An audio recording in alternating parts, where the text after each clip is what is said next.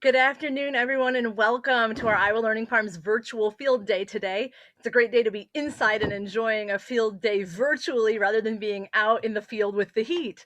So thank you to everyone that has attended today and has attended previous field days. We appreciate all the feedback you've provided for our previous events to allow us to continue to keep bringing you these high-quality virtual field days. With the pre-recorded video, it allows our speakers to address items that they might not think of when looking at still images or in a PowerPoint. So we're going to have interactive video playing, and then we'll have some time for discussion and Q&A as well. So to get started, some quick introductions. Today's field day is brought to you by Iowa Learning Farms.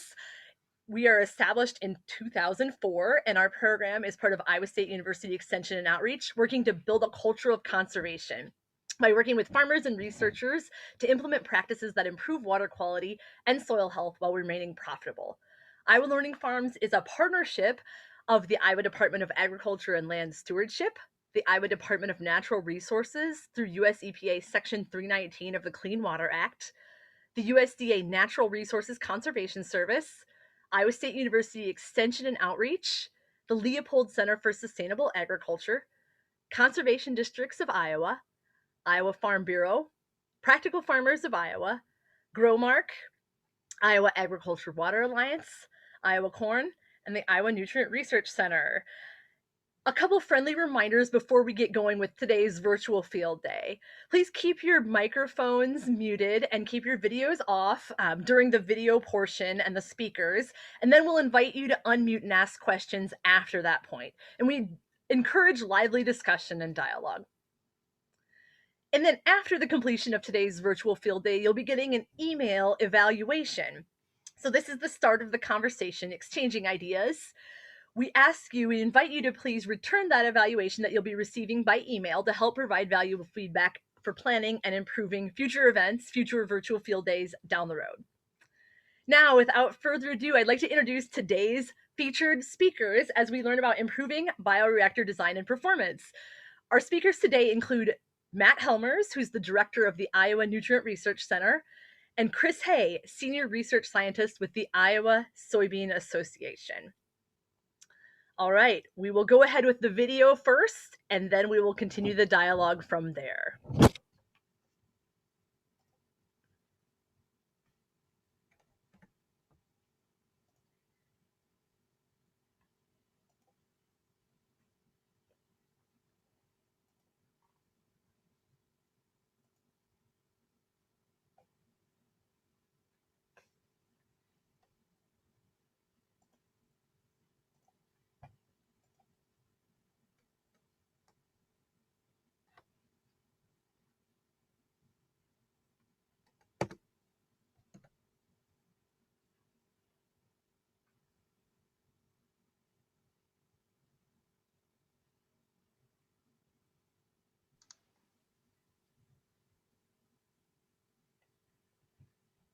We know it worked yesterday. It sure did.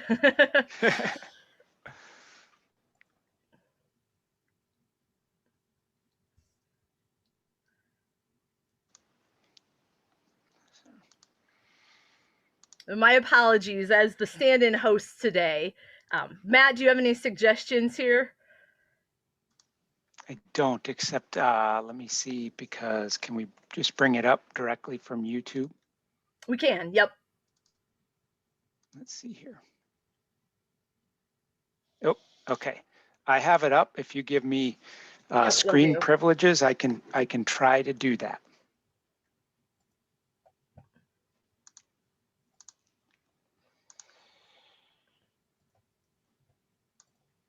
Share my computer sound. Okay.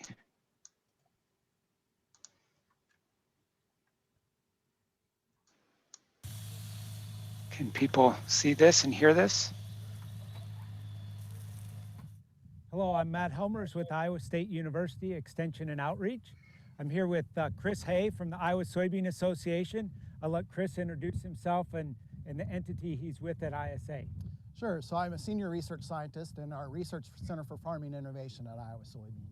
Okay, Chris, we're out here in Humboldt County at a bioreactor site where we've replaced the bioreactor. Maybe tell us about the history of this bioreactor and a little bit about why we why we needed to replace it here in the spring of 2021. Sure. So it's a bioreactor that we put in 2012. So it's a little over 8 years old now, almost 9 years old. And it's one that we've monitored as part of our water monitoring program for basically that entire time. And started to see some problems with the bioreactor. Actually, it's been several years now that we've noticed that it just didn't seem to be functioning properly. So, when we look at the nitrate concentrations, we'd still see pretty good performance. But when we look at the flow, it just seemed like it was always bypassing, and it didn't seem like the flow in here was matching what we were seeing in the flow out of the outlet structure. So. One of our staff members came out and actually tried to do some tests where he'd put more boards down in the inlet control structure and try and force more water in the bioreactor, and it just didn't seem like the bioreactor was taking it. It was just all bypassing. In fact, the water was almost coming up and shooting out of the inlet structure. So again, a pretty good indication that we just weren't getting the flow through the bioreactor that we needed. And so I think that's one of the things that points out about bioreactor management is we need to pay attention to both the flow and the nitrate concentration, because if we just looked at the nitrate concentration, it seemed like it was working, but it seems like that was just incidental drainage and we weren't getting actually flow from the inlet going into the bioreactor itself. That'd be maybe one of the advantages, to be able to directly see that. In this case, right next to the drainage ditch, you could see where that outlet pipe was coming out, and so you could see that there was hardly any flow coming out of there. So you really could see that there was flow bypassing, but nothing coming out the other end. Exactly. Yeah, we just there'd be times where there'd be quite a bit of flow here, but just a trickle out in the outlet. All right, Chris. So you saw that the flow was kind of all bypassing. Very little outflow. And I think then you came out to try to estimate some of the thickness of the wood chips that might still be in the bottom of the bioreactor. Yeah, so I guess some different questions that we had as we were trying to figure out what was going on here was, we knew that we had a surface intake up there, and so that was one big question. Did we have a bunch of sediment that came down here and either plugged up the distribution line or, plugged up the wood chips there really close to the inlet? Or was it something more systemic across the entire bioreactor? So we came out here with a soil probe and an auger and dug some holes to try and see if we could see what was going on. So I guess we had good wood chips kind of in the middle, but a bunch of soil here at the beginning. That was kind of an indication that maybe it was more sediment coming down. If we weren't finding good wood chips in the middle, that was an indication of something else. And so, as we took several cores, we just struggled to find wood chips. So, there'd be 4 feet or so of dirt before we would get down to actually finding wood chips, and then we just weren't finding very much before we got down to the bottom of the bioreactor. So, again, there may have been some sediment that came down that was an issue, but it seemed like it was really across the entire bioreactor that we just weren't finding enough wood chips. And so I think it seemed like we were starting to lean towards that those wood chips had just gotten crushed or really compacted, and that was really what was slowing down the flow. So as we think about a lot of the bioreactors, we typically might have a foot or so of soil on this, but you said this one had quite a bit more than that, and certainly. Right, yeah, and we always trying to stay at a foot soil cap or maybe 2 feet if we really need to go to that depth, but we really don't want to get more than that just because of the weight of that soil. That overburden can really compact those chips, and so yeah, we were seeing quite a bit more than that. So it seems like from some of the pictures, it looked like they had a pretty good batch of wood chips, but it still seemed like there was quite a bit of distance there between the top of the trench and the wood chips. And so I think as that soil got put on, and maybe with the crown on top of that, and I don't know if there was some soil that washed in too, but yeah, we just had way too much overburden on that, and I think that was a big part of the problem. Okay. So here in April of 2021, came out to this site and excavated the bioreactor out, took out the old wood chips. Put in a blind inlet on that surface intake to try to reduce some of the sediment that might be coming down. I guess maybe comment on what you saw when the contractor started excavating the old pit, the conditions of the wood chips, and did it confirm what you saw or what you thought from when augering those holes? Yeah, it really did kind of confirm what we saw when we took the auger holes. In a lot of places there was 4, maybe even 5 feet in some places of soil over those wood chips, and again, a really thin layer of wood chips. down near the bottom end, we saw some aerobic mold growth in there too. So again, another indication that we weren't really getting water flow through there. Those chips had really dried out down there. So yeah, I think kind of confirmed what we knew. The other thing was we didn't find a plastic liner, so it didn't look like this one was originally lined. And so that may have had some impact too. It was a pretty good clay base, but not as much clay coming up the sides, and so that may have had some impact as well. And this one, after they excavated out the old wood chips, put that plastic liner in there. And then tell me a little bit about at the inlet and outlet of the bioreactor, because you did some different things there with putting some rock around the inlet, kind of the inlet pipe and the outlet pipe. Sure. So yeah, kind of took a belt and suspenders approach to trying to manage the sediment issues. Again, still not quite sure how much impact that inlet is having, but we knew we'd had some issues overall, and so we wanted to make sure we were giving ourselves the best, setting ourselves up for success and trying to manage sediment if it continues to be an issue. So, borrowed some ideas from ISG, their consulting engineering group.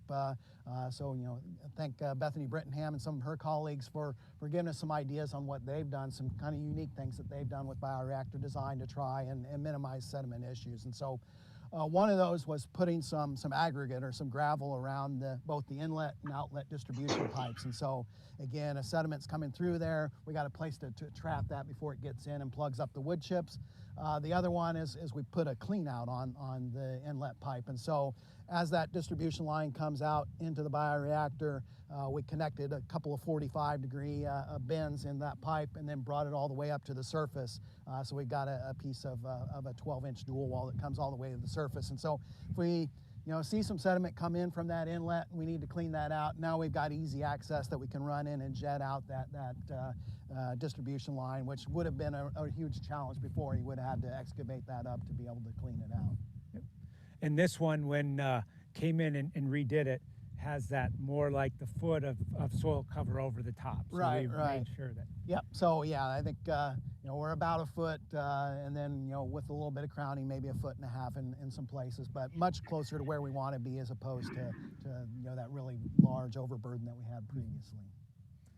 So when this bioreactor was put in, it was pretty early in kind of bioreactor installation, and so at that time, kind of using the best available information, but it seems like it kind of illustrates the importance of some level of kind of evaluation or monitoring of these systems to see how they're working, and then kind of adapting how we manage them or how we put them in to make sure that they're kind of doing their job as we move forward and kind of understanding that. I guess any comments on that? Sure. So yeah, I think this was one of the earlier bioreactors that would have gone in Iowa, and we've certainly learned a lot over time. And so, some things that were done with this one we wouldn't do now.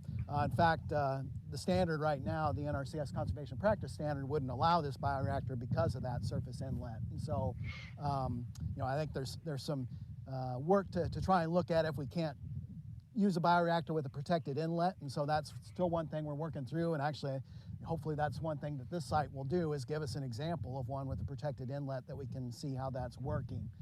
But certainly, we didn't realize that the overburden was going to be as much of a challenge early on as it is, and so that's a lesson learned.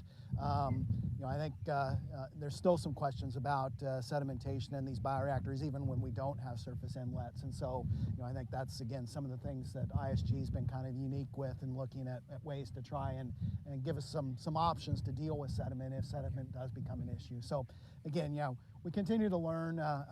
Again, this one's getting close to 10 years old before we redid it, and another one that we just redid was about that same age. And so, I think early on we talked about, well, maybe we can get 20 years of life out of these, but I think it's becoming more and more clear that we're probably looking at something closer to 10 years. But yeah, bioreactors are not a set it and forget it practice. Yeah. And so we're going to have to come back occasionally and check on these things and make sure that they're working in the way that they were intended to. Yeah. So let's talk a little bit about the drain line coming into this bioreactor. Out there, you talked about that there was a surface intake and some concern about sediment. So as part of this project here, put in a blind inlet or gravel inlet, French drain, alternative intake. lots of different names, but essentially kind of a trench filled with rock. So instead of our wood chips, like we have our bioreactor, in this case we have aggregate material to try to let that water go through. That is 25 foot by 25 foot, 3 foot deep, with 2 foot of kind of coarse aggregate, and then a foot of fine aggregate, and then at the bottom of that are drain pipes to take that water away, and designed for a drainage area of 10 acres, if I'm not. That's correct, 10 acres. 10 acres. And then we wanted to look at a drawdown so that we would minimally impact the producer here. And so design standard calls for a 2-year, 24-hour storm event. And when we made that 25 foot by 25 foot, we got about 1.5 days for that to draw that down. So Correct. hopefully we'll see kind of minimal impact to the operations there. I don't know, any observations when we were putting that blind inlet in? Yep. So this really was an intake that came, straight up to the surface. There was a little beehive grade on there, but not really much more protection than that. And when we excavated that out, there was quite a bit of sediment that was right there in that pipe, right there at the inlet. So again, we knew we were getting some sediment that was coming down there at least. And so, I think a lot of advantages with that blind inlet. That one, it is a chance to try and filter some of that sediment out before it gets to the intake. We've got the phosphorus benefit that's been seen in studies. So I think again we got some protection for phosphorus, we got some protection from sediment. The other nice thing compared to that open intake then is we can drive over this. We don't have to worry about hitting that intake and causing damage that way. Yeah, and one of the things is that, because we kind of got a few questions when we were putting it in, it's just that fine aggregate all the way up to the surface. And so there is going to be that probably 25 foot by 25 foot that is unlikely to grow much of a crop, but that's probably made up for in the time that it would take to farm. Eliminating some of that hassle factor. Yeah.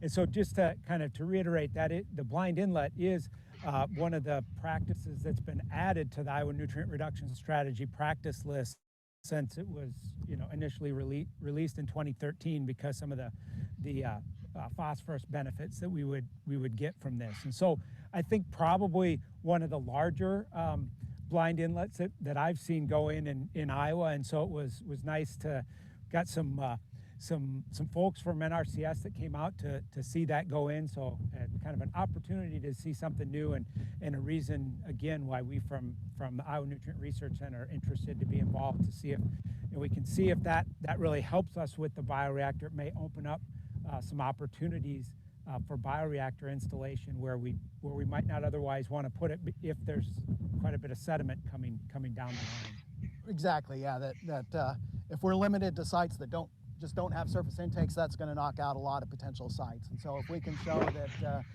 these alternative inlets or protected inlets can allow us to do a bioreactor, then that opens up a lot more sites to be able to do this practice. So I think that's hopefully a positive that comes out of this. Yeah.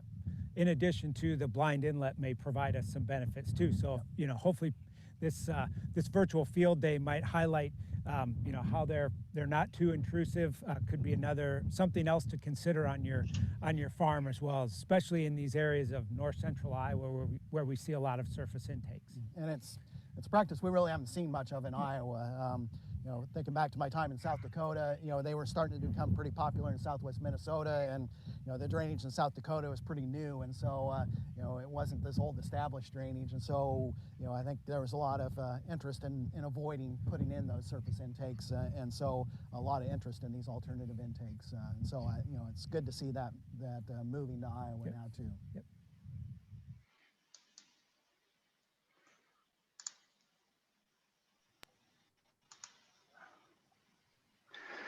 All right, hopefully that video played okay and you could hear it. I'm gonna make Ann the host again, so.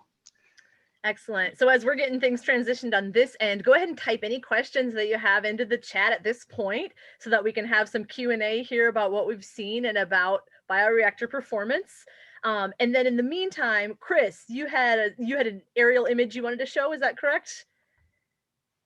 Yeah, and I think Can you give me sharing privileges? Yep, sounds good. Yep, you should be good. Okay. Yeah, I thought I'd just throw this up. They'll gives you kind of an overview of the site, since yeah, that was something we really didn't have in the video. And so that's the field there. You can kind of see the square there, the general location of where that blind inlet is. Then the two red dots then are the inlet and outlet of the bioreactor. The bioreactor's 85 feet long and 10 feet wide, treating about 23 acres of drainage area there on the eastern portion of that field. Okay, excellent.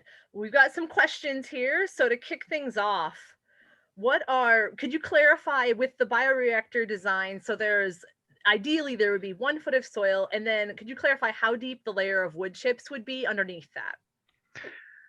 Yeah, so it's largely going to be a function of the depth of the main that you're intercepting. And so, depending on how deep that main is, that's going to largely determine how deep the bioreactor pit is. And so,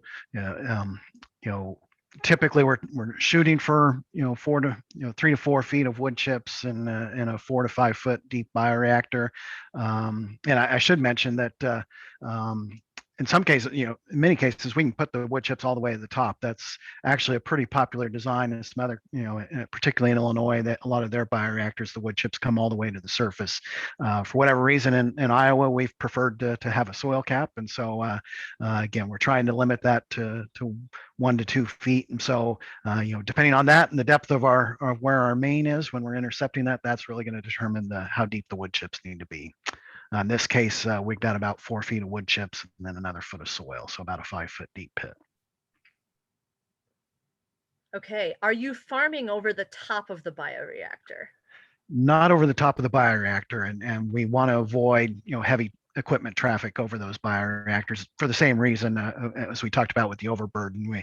We don't want to compact those wood chips, which makes it hard for the water to flow through them. So maybe some light mowing or things like that over the bioreactor, but we want to avoid heavy equipment over them.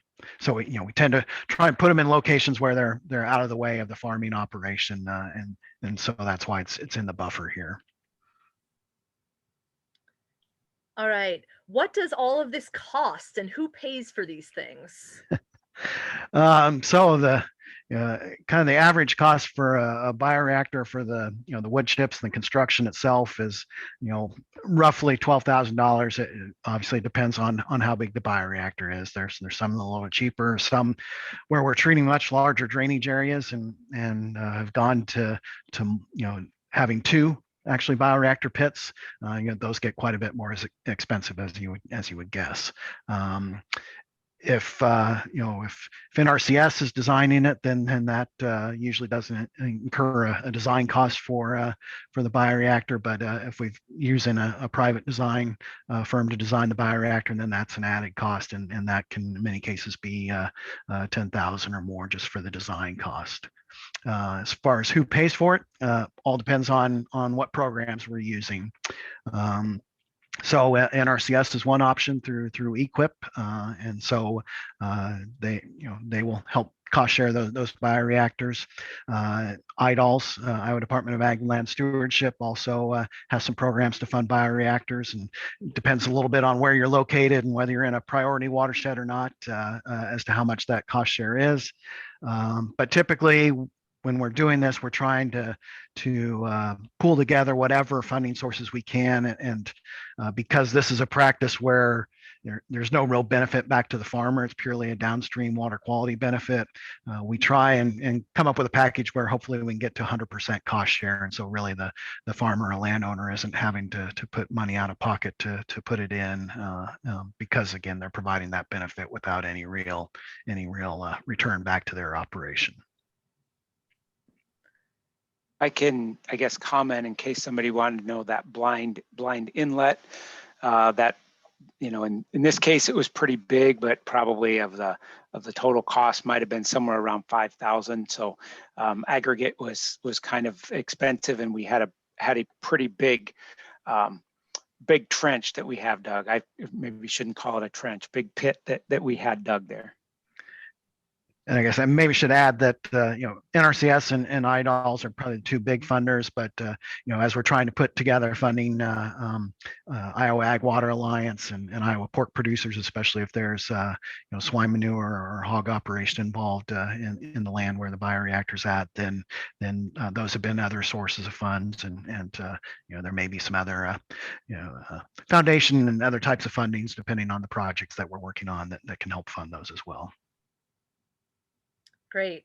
We've got a few questions that are related to the design considerations, so I'll try to kind of lump those together. But how was the blind inlet sized, and how far is the blind inlet from the bioreactor itself?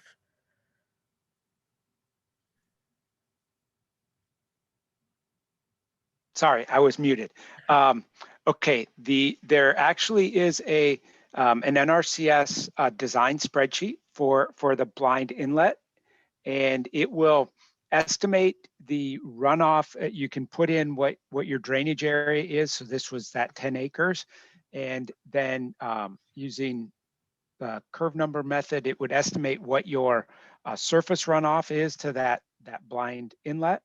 And then based on how deep it is, it would estimate how quickly that would draw down. And so as I said in the video, we designed that to try to have a drawdown within 1.5 days from that 2-year 24-hour event, so that the ponding out there would be relatively minimal, hopefully not too much different than if there was a surface intake out there. The distance away, what was it? Few hundred yards? Yeah, that's what I would say. Okay. Okay. So the question is, if it's aggregate up to the surface, is it a blind or a gravel inlet? So I guess it would, that's why I said on there, they're kind of like lots of different names, and alternative intake, blind. So the one thing is it's not gravel all the way to the surface. And so, it would be that finer aggregate, that top foot. And I think one of the advantages of that would be that, hopefully that will trap any of that sediment. So if we have to come back and do maintenance on this in the future, hopefully we would just have to replace maybe that top foot of the fine material rather than all 3 feet of aggregate in that case. Have you measured or estimated the in situ bulk density of the wood chips? No, good question. That is something we didn't do. But yeah, would have been interesting because they were pretty tightly compacted when we pulled them up. So I'm curious what that would have been. And I appreciate somebody bringing that up, because there is a chance we might have to dig another one up at our Northeast Research Farm that has had a fair bit of I think decomposition and settling of that one, and so might be something interesting to look at if we excavate that. So thanks for that question. And kind of a follow-up question there. When clarification on when the cores were taken and where and when the cores were taken here. It would have been last fall was when we were out there, probably September, October timeframe. Well, it would have been shortly after harvest. So, somewhere October timeframe. And we just kind of tried to go along the length of the bioreactor. So we took several up near the inlet, because at first we thought maybe it was more of an inlet issue, and then just kind of tried to work our way down the length of the bioreactor and get a few cores, in transects along the length of the bioreactor. So, we probably took maybe 20 cores total, just going over the bioreactor and trying to see what was going on.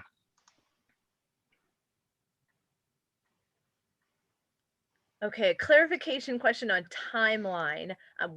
Just clarification on when this bioreactor was installed, and how long the wood chips last.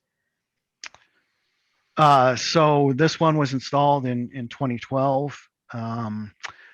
And again, right now, it seems like 10 years is about the time span we're seeing. In this case, not so much the degradation of the wood chips as it was the compaction of the wood chips, but the other bioreactor that we redid, there were some flow issues there too, and so it's a combination of some settling and degradation of the wood chips. And so, yeah, and there's other ones where we're starting to see similar issues too that are around that time frame. And so, again, we don't know the full story yet, but right now it sure seems to be pointing to right around 10 years would be the lifespan of those chips for the function that we want. And a couple follow-up questions along those lines. So how much does it cost to do that excavation process to dig out the old wood chips? And then how do the bioreactors compare to other edge of field practices, treatment wetlands, saturated buffers that might offer more ecosystem services? So basically, like, are they worth it if there's other practices that maybe offer additional, similar or additional benefits? Sure. So yeah, it's going to be similar cost to putting in a new bioreactor, but we don't have to put new control structures in usually. We may or may not be able to reuse the inlet and outlet distribution piping and some of that. But we're going to have to re-excavate the trench. We're going to have to put a new batch of wood chips in. We're probably going to have to replace the plastic and the geotextile. So it's going to approach, but be somewhat less than the cost of a new bioreactor. Getting to the second part of that question, yeah, I think that's it's one of the downsides of the challenges with bioreactors is because we're going to have to redo them every 10 years. Again, there's really no, other than that water quality benefit, there's not a lot of other benefits that accrue with those bioreactors. Sure, you could put maybe some pollinator habitat over the bioreactor or something like that to get some multiple benefits, but it's primarily just that nitrate removal benefit. And so as we look at different edge of field practices, that's in fact, we just did some decision trees for the Conservation Best Practices Manual, and part of that decision making was looking at what practices make the most sense. And so, as we kind of prioritize the edge of field practices, wetlands probably comes out first. That if we can get a treatment wetland and treat especially multiple drainage systems, a larger drainage area, and get all the other benefits that go along with wetlands, that makes it a really favorable practice. If we can find a spot where someone's willing to put that land in a long-term easement. Then kind of the next priority would be saturated buffers because again, we get the benefit of the buffer. The other benefit is that we're taking advantage of that natural organic matter in the soil, and we really don't have to replenish that like we do the bioreactor. And if we get a really good site, those can be almost a set it and forget it practice. And so that tends to be kind of our next option after the wetlands. And then the third option would be those bioreactors. And I guess the upside of the bioreactor is we don't have quite the same site limitations that we do with both wetlands and saturated buffers. And so the good thing is in areas where we can't fit another edge of field practices, oftentimes we can fit a bioreactor, and so it opens up some more locations that otherwise wouldn't have an edge of field practice. And Anne posted the link to the Conservation Best Practices Manual that Chris mentioned with the decision trees in there. And Chris, you had mentioned that the bioreactors can provide some site versatility that some of the other edge of field practices can't. What's the drainage area for a typical bioreactor? How much land can it treat drainage water from? Yeah, kind of the sweet spot still right now is probably in the 30 to 70 acres of drainage area. As I said, there's some sites where we're treating larger drainage areas, over 100 acres up to, I think the largest one we've put in is treating right around 200 acres. But again, now we're putting in multiple pits or multiple chambers for that bioreactor. And so it gets quite a bit more expensive, quite a bit more, area that it's got to take up for those multiple chambers, and the plumbing's more complicated and design's more complicated. I think it's continue a research question or thing that we're looking at is how we can't, if there's ways that we can treat larger areas or larger systems, but that's still an open question, I think. Okay, up next, what would be the optimal water retention time in a bioreactor? And how do the bioreactors work under low temperature conditions? So optimal time, good question. The standard says a minimum of 3 hours. And so that's the minimum retention time we're getting. The optimum time is going to depend on a number of different factors. And so, I think that's something we're working towards, is being able to better model and understand these bioreactors to get at what some of those optimums might be.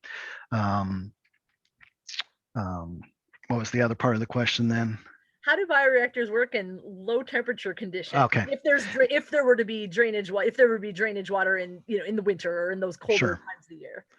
Yeah, and that's another challenge in colder weather climates. So it's a temperature dependent function. We're relying on those bacteria, those microbes in the bioreactor to do that denitrification process, and it gets too cold and they don't like to work. And so especially early on in the season when that drainage water is pretty cold, or if we're up north in Minnesota or South Dakota where we put in some bioreactors, it takes a while for that drainage water to warm up. And so we will get, and we do see some nitrate removal, and we will get some nitrate removal even in those colder temperatures, but not near as much as we will once the water warms up. And so that's a challenge in those colder weather climates, that's for sure.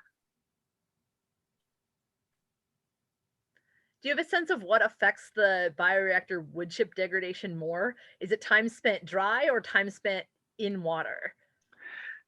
So as far as the degradation, it seems like the more we can keep it wet, the less overall degradation that we're going to get. That we keep anaerobic conditions in there and less decomposition. And in both of these that we excavated, the spots where you could see that it really had dried out for extended periods, there was quite a bit of mold growth and aerobic decomposition, and those were also areas where we saw quite a bit of settlement of the surface of the bioreactor. So as far as maintaining the integrity of the chips, keeping them wet, will maintain that longer. On the other hand, we've seen some benefits from some of the research that Brian Maxwell at NC State, now at Illinois, has done on looking at wetting and drying cycles. And so from nitrate removal performance, we do see some benefit to actually drying out and re-wetting those chips. But so I think there's some benefit to doing that, but we probably, if we can, we want to try and avoid prolonged periods of dryness, but obviously that's dependent on weather and drainage. So this could be kind of an interesting year to kind of evaluate because more than likely a lot of the bioreactors are going to be very dry with very little water in them in 2021, unless we see a dramatic change. Yeah. What happens with the old wood chips or the material that's excavated out after the 10 years?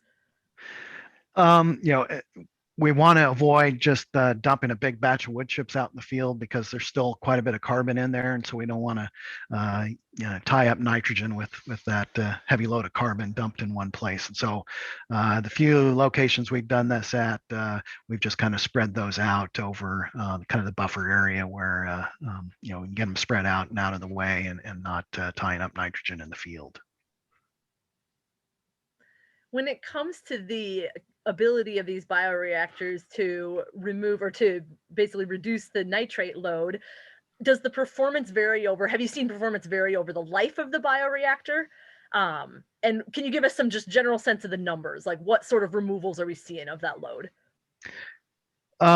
So yeah, I think we tend to see, initially high performance, and then it'll drop down and tends to stay relatively stable over some time period. And then again, as we start to hit the lifespan, then we often see a drop off in performance, in many cases more so with the flow than it is with the nitrate removal itself. And yeah, the performance numbers vary across the board. Kind of 30% up to 60, sometimes some of those early ones will get 70-80% initially, but then again they'll kind of drop down to that 60%, 50%, and then at the high end, and then down to 25-30% maybe at the low end, but certainly variability around that. One of our attendees was wondering about methylmercury concerns. How much of a risk is it, and what can be done to reduce that or mitigate that risk? Okay. And so, yeah, and we had the earlier question on retention time. We want a certain minimum retention time so that we get adequate nitrate removal. On the other hand, if we let that water stay in there too long and remove all the nitrate, then those bacteria will start reducing sulfur if we've got some sulfur available. And so when that happens, not only do we get the smell associated with that, but we can methylate mercury at the same time. And so, part of the standard calls for making sure that we can empty out that bioreactor within 48 hours after flow stops. And that's part of that idea of trying to keep stagnant water out of there and having that methylmercury potential. We have, predates my time, but one of my predecessors and some colleagues up in Minnesota looked at this methylmercury issue. I think it proved that we can do that. We can methylate mercury and create that. It tends not to be, it's pretty small concentrations, but we can do it. But these were really long retention times, and so I think it's still a valid concern, but it's not something we've really. With I think in normal operation or normal design shouldn't really be an issue. Chris, on that one, are some of them still being installed with a kind of a small weep hole in the bottom board on the downstream control structure, so that we don't have a month of stagnant water in there and then a pulse? Yeah, and that was in one of the updates to the conservation practice standard from NRCS, is that bottom board and the outlet of the bioreactor control structure should have a 1-inch notch in it to let that water drain out. How abundant are these bioreactors? Can you give us a sense of how many there are in Iowa these days? We're probably around somewhere between 40 and 50 bioreactors in Iowa right now. There's another 10 going in Polk County in the next year, which will be a nice big bump in bioreactors, but that's probably about the level we're at. Across the Midwest, maybe we're double that. I know we've probably got the largest number here in Iowa. There's a bunch in Illinois, and then it's pretty spotty after that. I think Laura Christensen might be on. She could share how yeah, what she they could have tell us in Illinois. Yeah. In terms of designing and installing these bioreactors, so if somebody was interested in doing this in their property, what does the timeline look like start to finish, from design and actual installation and having it up and running?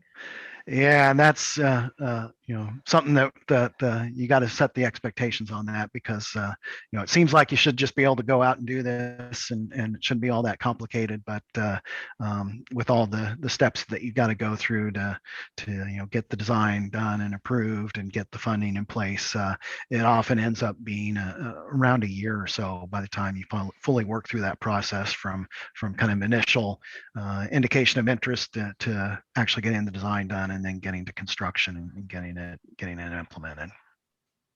And is there a particular optimal time of year that they're installed to be able to, maximize that bump at the beginning where you've seen that enhanced performance, or is it just whenever it gets done with all the moving pieces? Yeah, really the biggest thing is when can you get the contractor out there. And I think there's some benefits to not doing it when it's wet out in the early spring or something like that, or late fall. It's a nice if you can do it in the summer. If you're working in CRP, that can be a challenge because you're having to work around the nesting season. But and those contractors tend to be busy around the time that they're putting in drainage. So a lot of it's contractor availability. I think as long as you got workable conditions, I don't think there's much benefit of one season over the other for installing it. It's more just when you can get it done. Excellent.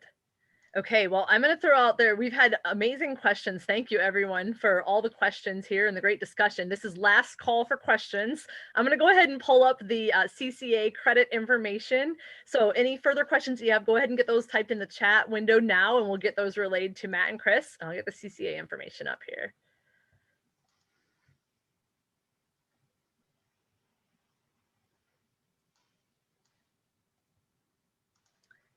All right, so if you watched this webinar or this virtual field day today to earn a CCA CEU, please email me, Ann Stout, so ASTAUDT at iastate.edu by 5 p.m. today, and then I'll get your information submitted. So I'll just need the name you entered to attend today's virtual field day, and then your number. So we'll leave that up there for a bit. Send that in by 5 o'clock today. Friendly reminder that you will also be getting, everyone will be getting an evaluation this afternoon asking about the field day. We'd appreciate your feedback there. I'm going to see if any final questions came in. All right, looks like we've answered everything we could possibly want to know about bioreactors today. So Matt, Chris, thank you so much for your time. Thank you everyone for attending, and stay tuned for future Iowa Learning Farms field days in person and virtual down the road. Thank you everyone for joining in. Have a great day.